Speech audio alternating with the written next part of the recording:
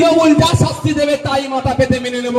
আর সাথে সাথে এটাও আমি বলেছি, এটাও চুক্তিবদ্ধ করতে হবে, মমতা ব্যানার্জিকে সই করতে হবে। যে চুক্তিতে যেমন আব্বাস সিদ্দিকী সই করবে, মমতা ব্যানার্জিও সই করবে।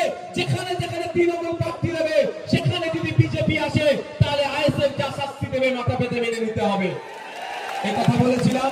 তারপরে বলেছি, যেখানে প্রার্থী দিয়েছি যদি বিজেপি চলে আসে, আইএসএফ প্রার্থী দেওয়ার জন্য আমার মাথাটা নিচের দিকে পাটা উপরে দিয়ে গাছে বেঁধে যতটা ইচ্ছা পারবে, আমার কোনো যায় আসে না। কিন্তু আর আমরাও দেখে নেব, যদি কোনো জায়গাতে এই চুক্তি করার পরে দেখেছি তৃণমূল ভোট দিয়ে বিজেপিকে নিয়ে এসছে, প্রার্থী দিয়ে বিজেপিকে নিয়ে আসছে, তাহলে তো কাঁচা কলসিতে তেল লাগবে রাখতে হবে। এই কথা আমি বলেছি। তাহলে যখন আমার সাহস আছে, আমি কি বলছি, নওশাদ সিদ্দিকী আমার দলের প্রতিষ্ঠাতা পিতা আব্বাস সিদ্দিকী কি বলেছেন, যে আমাদেরকে নির্দেশ দিয়েছে যদি আমরা কোন জায়গায় প্রার্থী দিই, যদি বিজেপি চলে আসে, তাহলে তৃণমূলের বন্ধুরা নওশাদ সিদ্দিকীর পা দুটো দিকে মাথা নিচের দিকে রেখে গাছে ঝুলিয়ে মারবে, কোনো অসুবিধা নেই। আর আমরা বলেছি যদি তোমাদের জায়গায় বিজেপি চলে আসে, কাঁচা কলসিতে তেল লাগিয়ে ভয় খেয়ে গেছে। যদি আমরা বিজেপি আনার চেষ্টা করি তাহলে তো ওনারাই এই সুযোগ এই কথাটাকে ভুল ব্যাখ্যা চাই, চুক্তি করার কথা। আমি কোনদিন মার্কেটের কথা কোনদিন বলেছি আর বলবো না। আমি শুধু কাঁচা কলসির কথা বলেছিলাম, যেটা প্রকাশ হোক।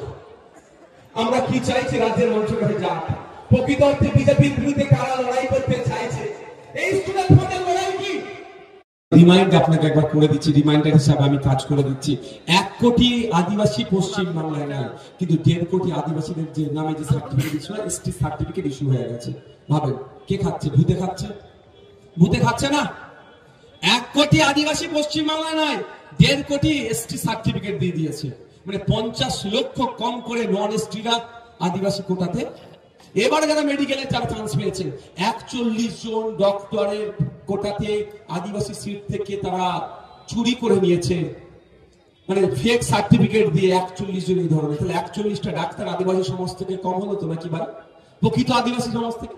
সংরক্ষণ মানে কি? আপনাকে মূল স্রোতে নিয়ে আসা। সংরক্ষণ মানে কি?